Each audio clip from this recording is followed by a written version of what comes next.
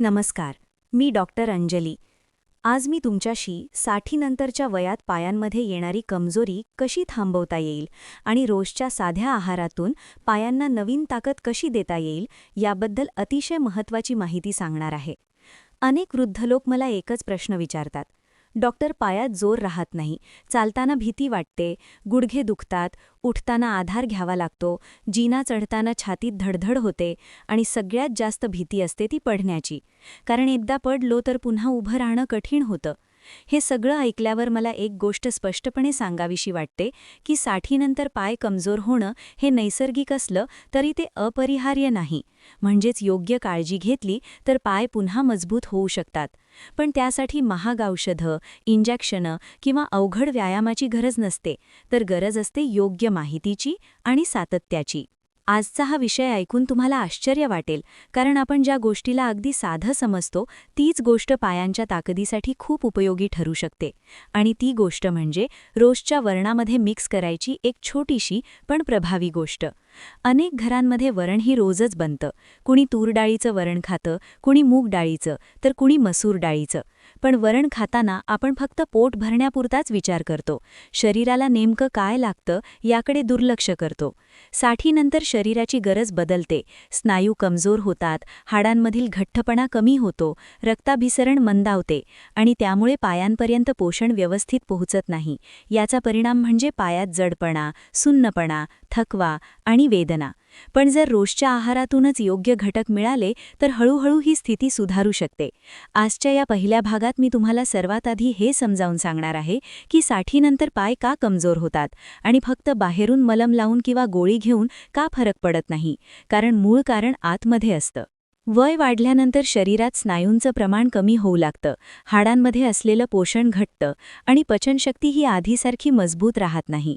त्यामुळे जे अन्न आपण खातो त्यातून मिळणारं पोषण शरीर पूर्णपणे शोषून घेत नाही.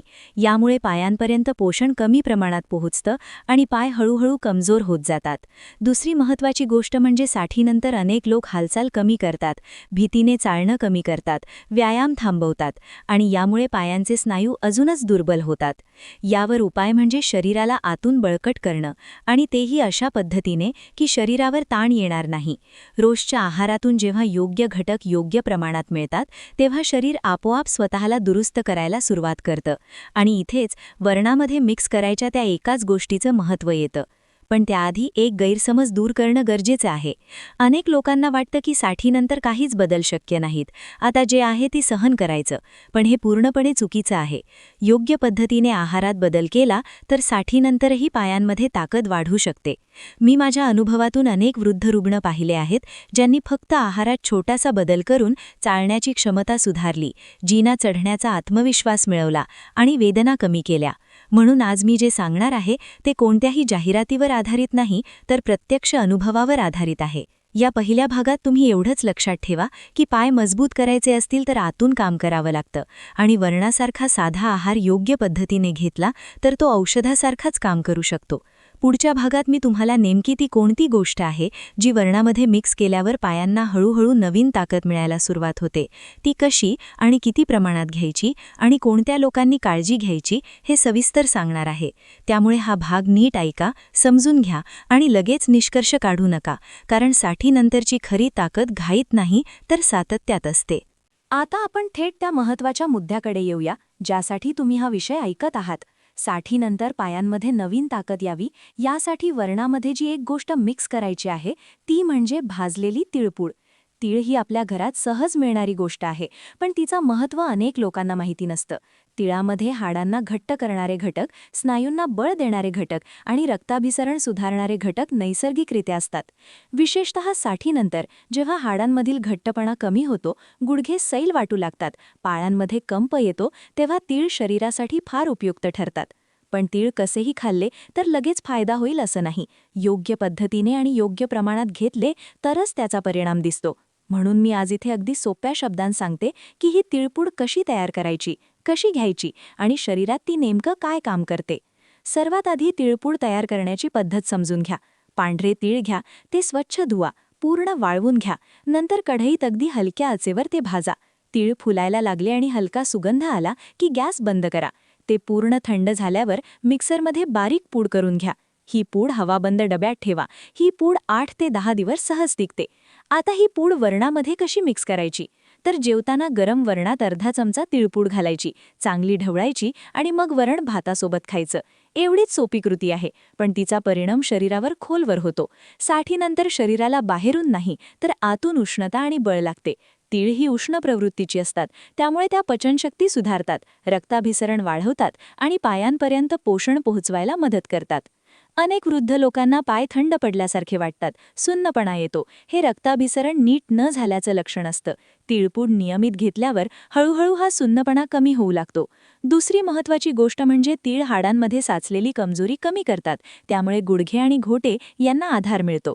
सुरुवातीला काही लोकांना वाटेल की एवढ्या छोट्या गोष्टीने काय फरक पडणार, पण शरीर हे औषधांच्या जोरावर नाही तर सातत्याच्या सवयींवर बदलतं. पहिल्या 15 दिवसात फार मोठा फरक जाणवणार नाही, पण साधारण 3 ते 4 आठवड्यांनंतर चालताना जडपणा कमी झालेला जाणवतो. उठताना पाय आधीसारखे दुखत नाहीत आणि थकवा कमी होतो.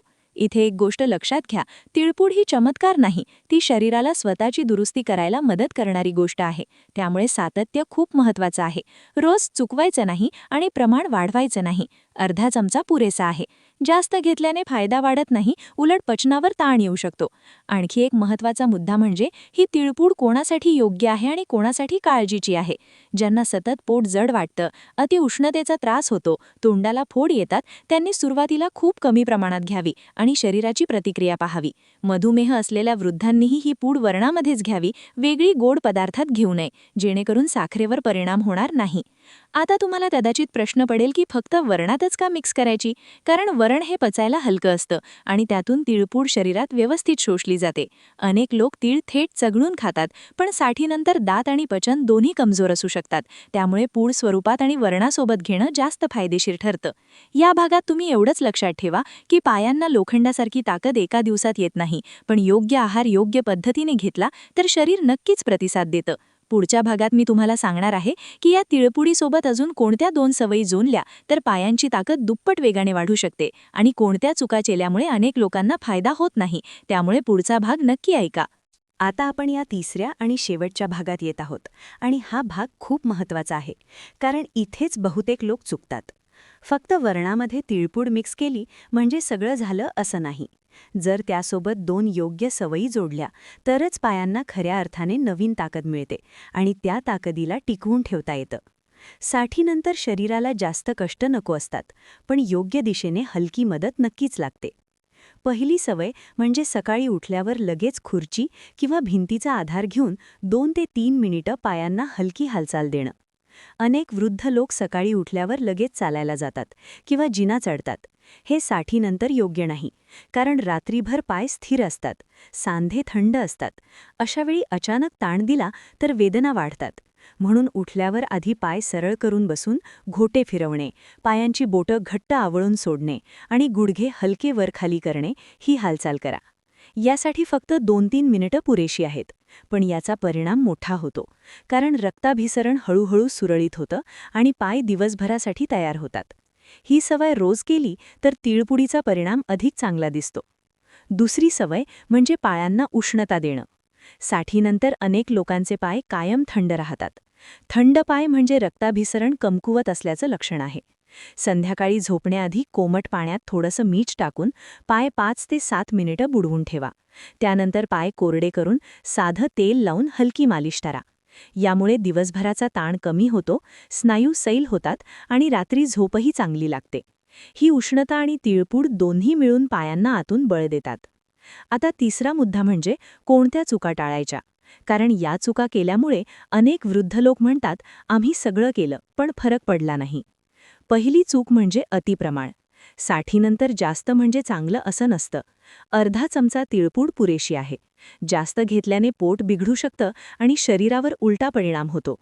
दुसरी चूक म्हणजे अधूनमधून घेणं. आज घेतली, उद्या विसरलो असं चालणार नाही. शरीराला सवय लागायला वेळ लागतो, त्यामुळे रोज ठराविक वेळेला वरणातच घ्यायची. तिसरी चूक म्हणजे पाणी कमी पिणं. साठीनंतर तहान कमी लागते, म्हणून अनेक लोक पाणी कमी पितात, पण त्यामुळे रक्त घट्ट होतं आणि पायांपर्यंत पोषण नीट पोहोचत नाही. दिवसभर थोडं थोडं पाणी पिणं खूप महत्त्वाचं आहे. आता एक महत्त्वाचा प्रश्न जो अनेक जण विचारतात की किती दिवसात फरक दिसेल. याचं उत्तर मी प्रामाणिकपणे देते. साधारण 3 आठवड्यांनंतर चालताना जडपणा कमी झाल्यासारखा वाटतो. 4 ते 6 आठवड्यात उठताना बसताना आत्मविश्वास वाढतो आणि 2 ते 3 महिन्यात पायांमध्ये स्थिरता येते. पण हे सगळं तेव्हाच शक्य आहे जेव्हा आहार, सवयी आणि सातत्य तिन्ही एकत्र असतात. 60नंतर पाय मजबूत होणं म्हणजे धावणं, उडणं नाही, तर सुरक्षितपणे चालणं, स्वतःचं काम स्वतः करणं आणि कोणावर अवलंबून न राहणं. हीच खरी ताकद आहे आणि ती ताकद योग्य पद्धतीने मिळवता येते. आज मी जे सांगितलं ते कोणताही चमत्कार नाही, तर शरीराच्या नैसर्गिक नियमांवर आधारित आहे. तुमच्या घरातली साधी वरणाची वाटी आणि थोडीशी तिळपूड तुमच्या पायांसाठी औषध बनू शकते. फक्त योग्य समज आणि संयम हवा.